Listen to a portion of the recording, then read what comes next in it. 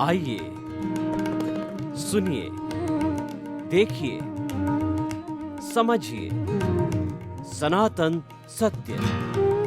जैसी दृष्टि वैसी सृष्टि, दृष्टि विज्ञान। कुदरत, कुदरती रचना एवं कुदरत के कानून से शाश्वत सुख की प्राप्ति। जोधपुर के परम पूज्य महात्मा उपासक प्रोफेसर डॉक्टर सोहन राज तातेड़ के निर्देशन में सनातन सत्य। जैसी दृष्टि वैसी सृष्टि, दृष्टि विज्ञान।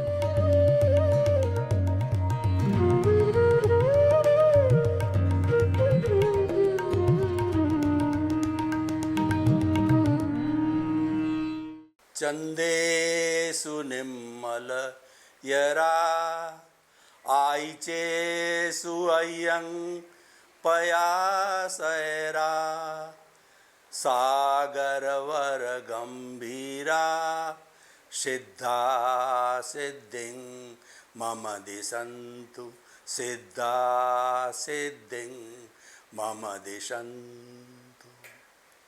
मेरे और आप सभी के भीतर विराजमान शुद्ध आत्मा भगवान को नमन प्रणाम। भाइयों और बहनों, मातृशक्ति को नमन। सनातन सत्य यह कार्यक्रम हम आपको क्यों प्रस्तुत करना चाहते हैं, इसके लिए मैं बताना चाहता हूं कि मानव जीवन के अंदर 4 चीज़ें अत्यंत दुर्लभ है।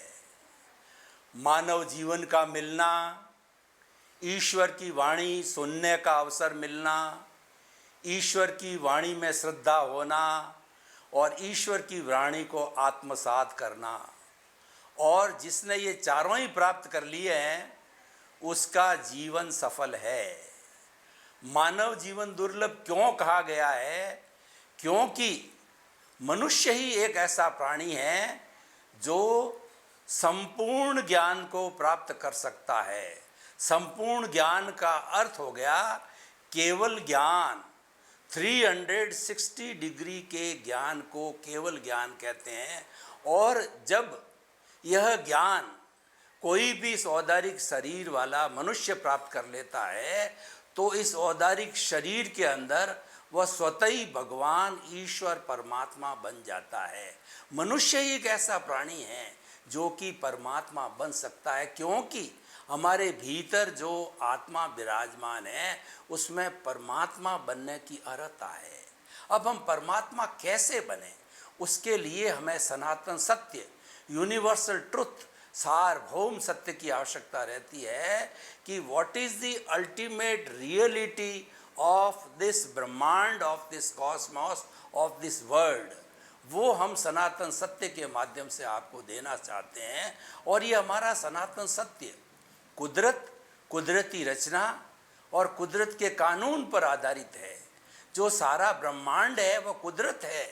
और इस कुदरत के अंदर जो 84 लाख जीवा योनि के प्राणी जो जिनके बर्थ प्लेसेस हैं और आत्मा की संख्या अनंत है, वो उसका सनातन सत्य प्राप्त करके और वो शाश्वत सुख को प्राप्त करते हैं। ऐसा सुख जिसके बाद कभी दुख आता ही नहीं है। अतः हम उस शाश्वत सुख को प्राप्त करने के लिए सनातन सत्य कार्यक्रम देते हैं। आज हम बहुत सुंदर विषय लेकर के आपके सामने प्रस्तुत हो रहे हैं। हमारा विषय है घाती कर्म अघाती कर्म। देखिए, सबसे पहले कर्म किसे कहते हैं? कर्म एक जो है बड़ी सत्ता है। अगर कर्म सिद्धांत को धार्मिकता से या आत्मा के साथ से निकाल दिया जाए तो वह धर्म शून्य हो जाएगा। क्योंकि जब कर्म ही नहीं रहेंगे तो उसके बाद के अंदर तो आत्मा इस दुनिया में रहेगी नहीं, इस शरीर में रहेगी नहीं, तो हमारे कौन बात करेगा और क्यों करेगा? वो तो शाश्वत सुख प्राप्त करके और मुक्ति को चली जाएगी। तो ये कर्म जो है एक ऐसी शक्ति है जिसको कि हर धार्मिक ग्रंथ ने माना है, और जैन परंपरा के अनुसार जो है धर्म एक पौद्गलिक वस्तु है, ये चतुष्पर्शी है। हमारे इस पूरे ब्रह्मांड के अंदर चतुष्पर्शी और अष्टस्पर्शी दो तरह के पुद्गल परमाणु होते हैं, और अष्टस्पर्शी को हम जो है वो कुछ वैज्ञानिक पद्धति के द्वारा देख सकते हैं, और हमारी आँखों से भी दिखाई देता है कि अष्टस्पर्शी होता है, उससे ये सड़क बनती है, मकान बनते हैं, और ट्रेन बनती है, हेलीकॉप्टर बनता है, सभी तरह की जड़ चीज़ें हैं, वो सारा उस पुद्गल से बनती वो अष्टस्पर्शी होता है। चतुस्पर्शी की विशेषता क्या है कि वो आँखों से दिखाई नहीं देता है, और किसी भी दूरबीन से उसको नहीं पकड़ा जा सकता है, और विज्ञान की भाषा में बात करें तो वो मासलेस पार्टिकल होते हैं।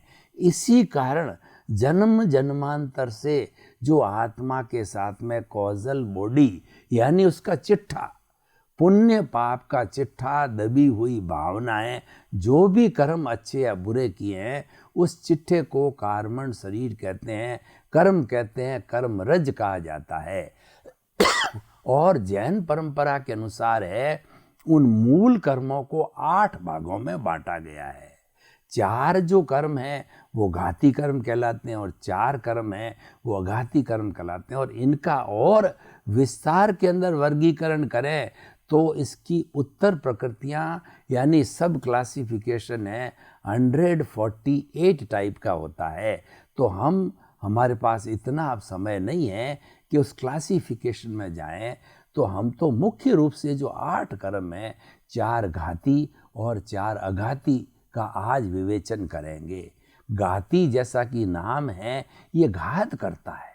किसकी घात करता है? आत्मा की घात करता है, उसका गला घोंटता है, यानी आत्मा को जो है ये बाउंड कर देता है, विवश कर देता है कि वह शरीर में विद्यमान रहे। इसी कारण से जो है ये अनादि अनंत काल से जो है ये आत्मा इस शरीर के साथ जुड़ी हुई है।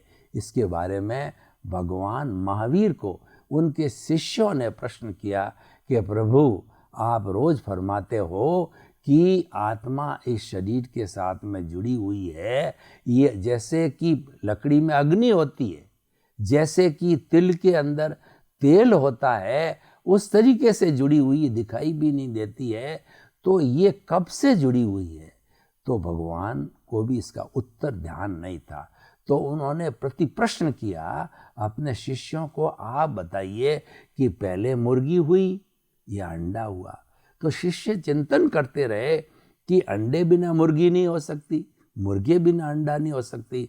तो उन्होंने कहा भगवान हम तो जो है निरा मूर्ख हैं और अज्ञानी हैं, आप इसका जवाब बताइए। तो भगवान ने कहा मुझे भी मालूम नहीं कि ये कर्म शरीर और आत्मा कब से जुड़े हुए हैं, पश्चानुपूर्वी मानो अनादि अनंत काल से जुड़े हुए हैं। जुड़े रहने से आपको लाभ नहीं है, आपको लाभ ये है कि क्योंकि ये मानव जीवन मिला है और ये मानव जीवन के अंदर आप इनको अलग कर सकते हो, और dissociation of the karma from the causal body from the soul is called nirjara. तो भगवान ने कहा मैं शिष्यों तुम्हें बताता हूँ कि धर्म 2 है।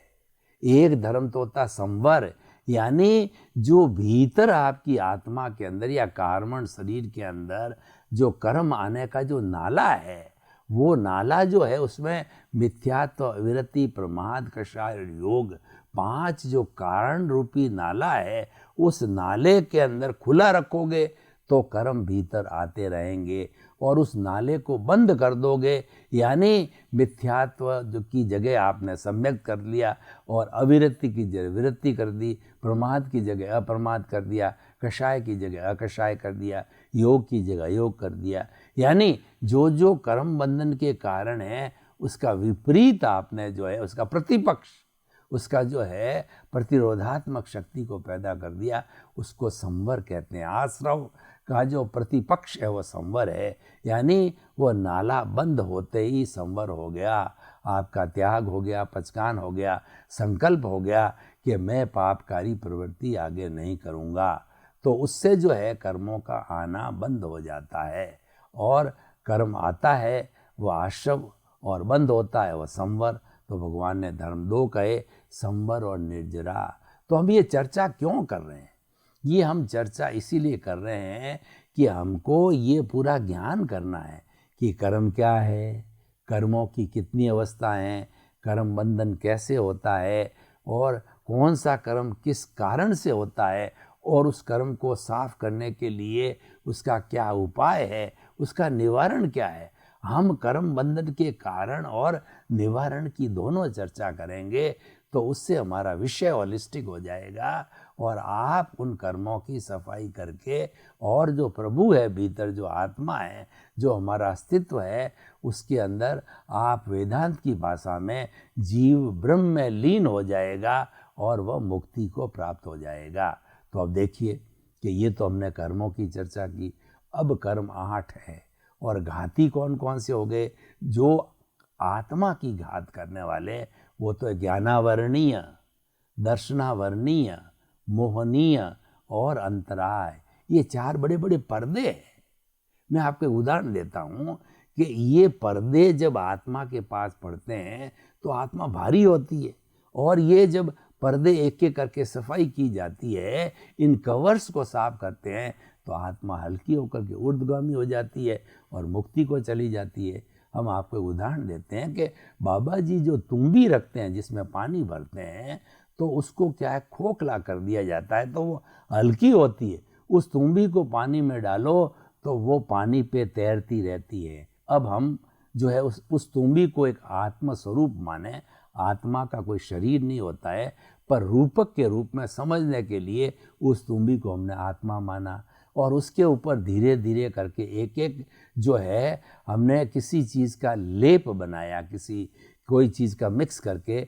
तो पहला लेप जो है ज्ञानावरणीय, सुखाया दर्शनावरणीय, सुखाया मोहनीय, और सुखाया जो है हमारा ये अंतराय कर्म। और उसके साथ शरीर के भी 4 अघाती कर्मों को जोड़ लीजिए। वेदनीय का कवर, आयुष्य का कवर, नाम का कवर और गोत्र का कर्म। तो 8 तरह के जो है लेप आ गए। तो अब इन लेप सहित अगर उस तुम्बी को पानी में डाल दें, तुम्बी भारी हो जाती है और वह डूब जाती है। देखिए कि लोहे का छोटा सा टुकड़ा भी जो है वह जो है पानी के अंदर डूब जाता है। और लकड़ी का अगर आपने थोड़ा तिरछा करके और उसको बना दिया नाव की तरह, तो नाव तक तैर जाती है, लेकिन जो है लोहे का छोटा सा टुकड़ा भी डूब जाता। क्यों? क्योंकि वो भारी है, वो प्रभु है, वो प्रभुता वाला है, और जो लकड़ी का बनाया है वो लघुता वाला, हल्का है, ऊपर जाता है, भारी नीचे आता है। हमको ऊपर जाना है, मतलब प्रोग्रेस करना है, ऊर्ध्वारोहण करना है चेतना का। तो अब जिस घाती कर्म की बात कहते हैं, ये घाती कर्म ब्रॉड फॉरवर्ड होते रहते हैं। आज का कंप्यूटर का युग है, ब्रॉड फॉरवर्ड होती है हर एक चीज़। तो घाती कर्म ज्यों ज्यों जन्म लेती है आत्मा, कैरी ऑन जुड़ता जाता है, जुड़ते जाता है। ज्ञानावरणीय में, दर्शनावरणीय में, मोहनीय में, और अंतराय में जुड़ता रहता है। उसका वॉल्यूम, उसका घनत्व तो बढ़ता जाता है, या हम उसकी सफाई करते हैं तो घटता भी जाता है। तो इस तरीके से देखिए कि जो पहला आवरण ज्ञानावरणीय है वह क्या करता है कि हमारा जितना ज्ञान है, आत्मा अनंत ज्ञान वाला है, उसके ऊपर पर्दा डाल देता है। और अनंत ज्ञान की लास्ट परिणति होती है, वह होती है केवल ज्ञान। उस केवल ज्ञान पे पर्दा डाल करके और ईश्वर बनने से इसको रोकता है।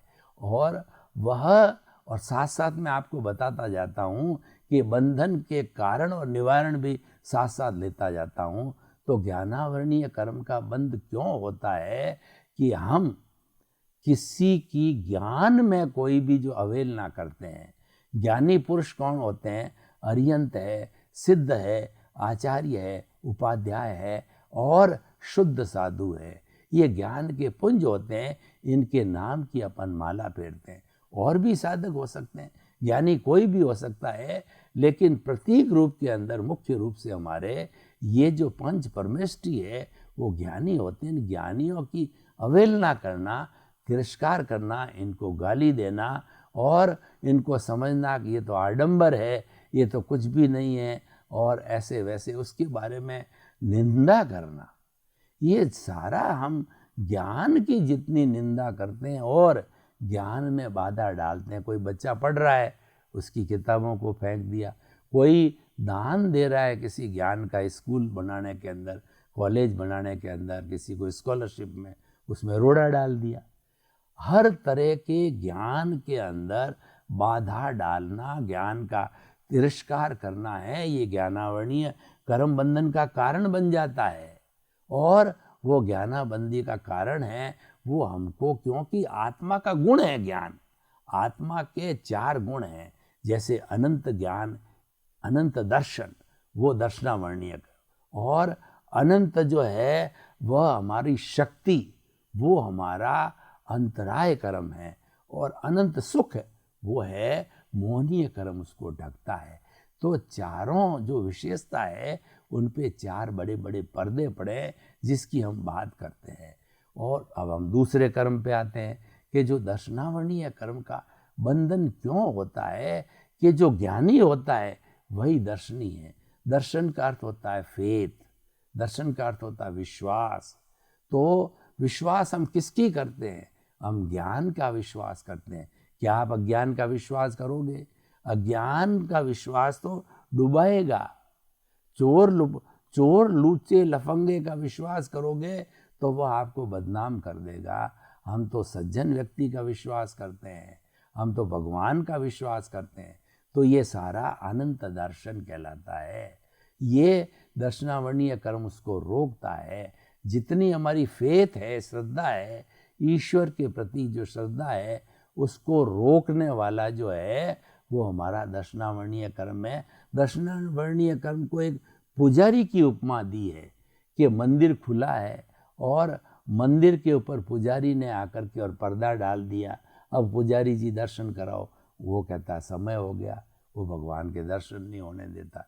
इस पर एक जोक आता है कि एक बड़ा व्यक्ति, एक छोटा व्यक्ति गया कि भगवान के दर्शन कराओ, तो पुजारी जी ने यही जवाब दिया कि भाई भगवान के पट बंद हो गए, टाइम हो गया। एक दूसरा जो है धनवान व्यक्ति आया, उसने 100 रुपये का नोट पुजारी जी को पकड़ाया और पुजारी जी ने पर्दा खट दूर कर दिया, उसने दर्शन कर लिए। तो उसको पहले व्यक्ति ने पूछा, भाई तूने ऐसा क्यों किया? तो उसने कहा कि ये पट मैंने नहीं खोले हैं, ये पट तो लक्ष्मी जी, यानी जो 100 रुपये का नोट वो लक्ष्मी है, उसने पट खोले हैं भगवान के। ये तो जोक रूप में, लेकिन दर्शनावर्णीय कर्म पुजारी की तरह है और ज्ञानावर्णीय जो कर्म आँख पे पट्टी बांधने के समान है। पट्टी बंधी हुई दिखता नहीं है तो हमारा ज्ञानावर्णीय कर्म है, स्मृति नहीं होने देता है, ज्ञान को बढ़ने नहीं देता है। हम अज्ञानी रूप के अंदर रहते हैं और हमको किसी तरह का आत्मज्ञान नहीं होता है। संसार का ज्ञान तो हो सकता है, लेकिन सारी बात है वो आत्मज्ञान की चल रही है। तो ज्ञानावर्णीय, दर्शनावर्णीय और तीसरा मोहनीय कर्म, ये शराबी की तरह होता है।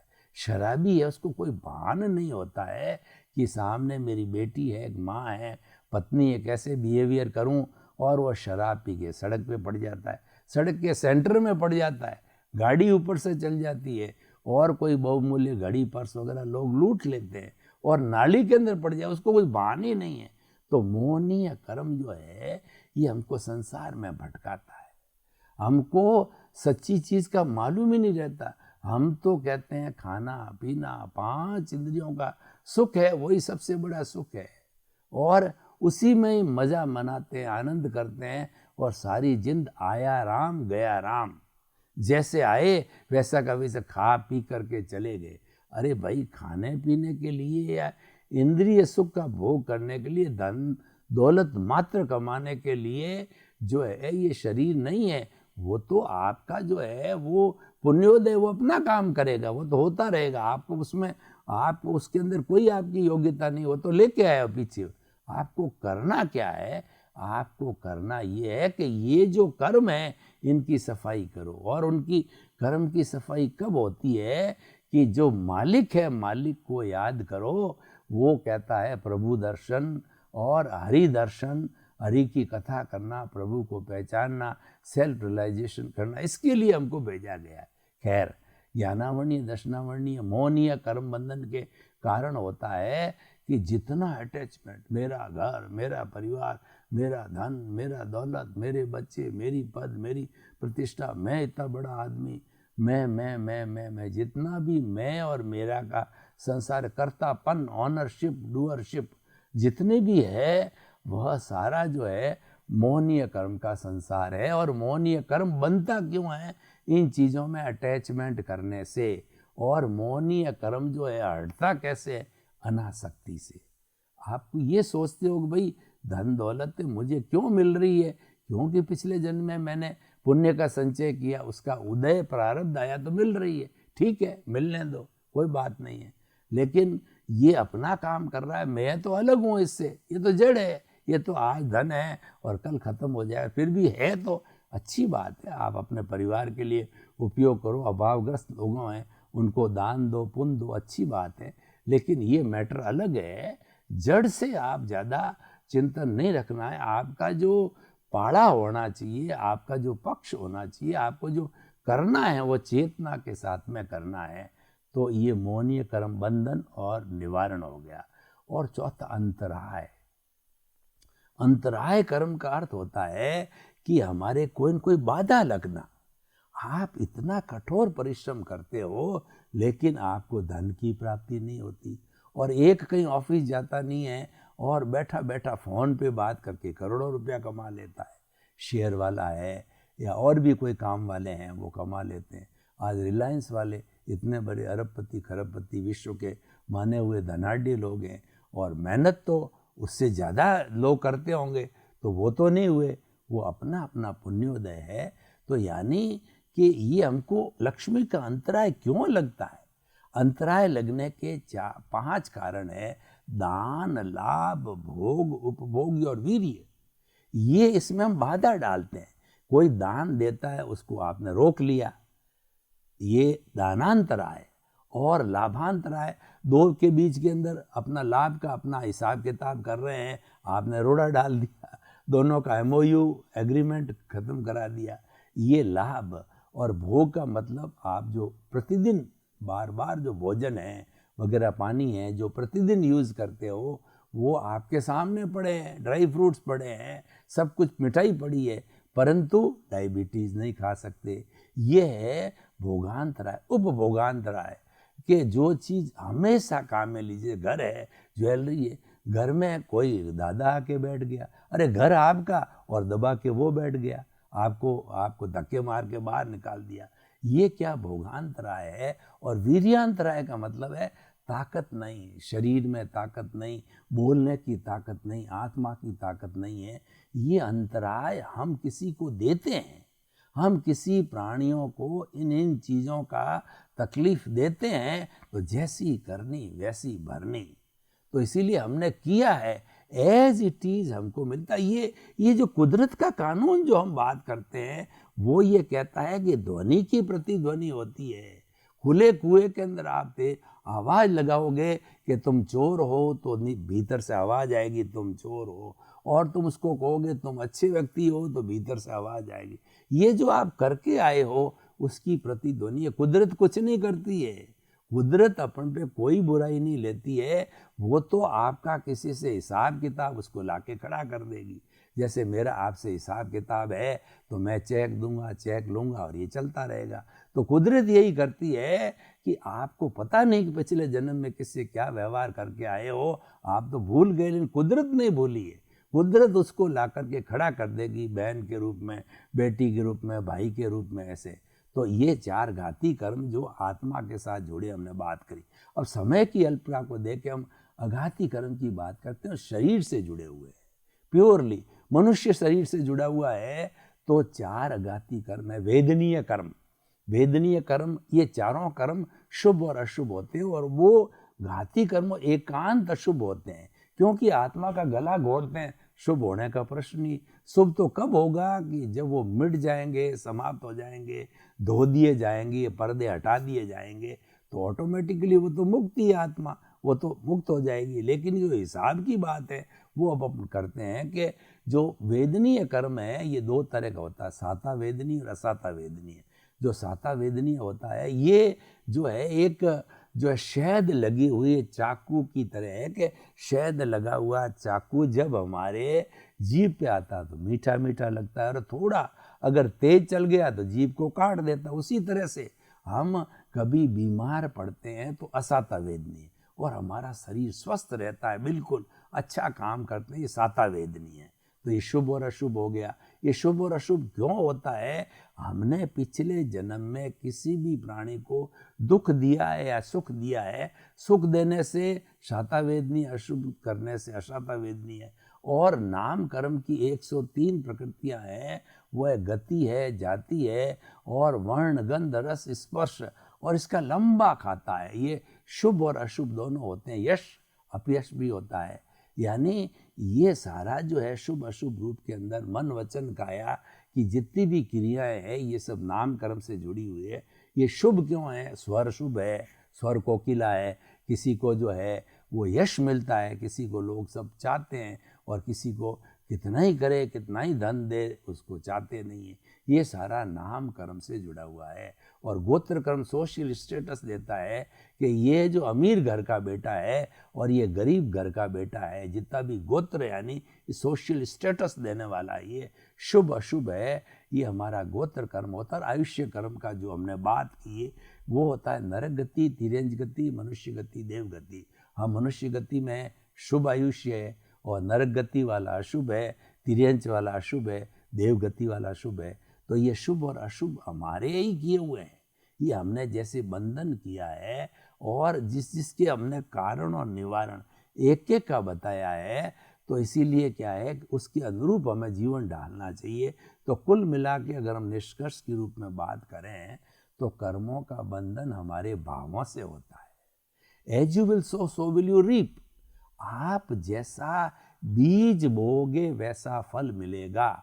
आपने अगर बीज धतूरे का बोया है और 12 वर्ष तक आप इंतजार करो कि मुझे, जैसे हमारे यहाँ राजस्थान में आंकड़ा होता है, तो आपने आंकड़े का बीज बो दिया और आप इंतजार करो कि मेरे को जो आम का पेड़ मिलेगा, दोनों की शक्ल एक जैसी होती है, कैरी की और जो आंकड़े की, तो वो नहीं मिलेगा, क्योंकि आपने बोया वही है। इसीलिए जो है हमें इस सारे जो है एपिसोड का अर्थ यह है कि आप किसी के साथ व्यवहार करो, अच्छा करो, और ऐसा व्यवहार करो जो कि आपको प्रिय नहीं है तो वह मत करो, और करने का नहीं, आपको जीवन में उसके सोचने के अंतर है।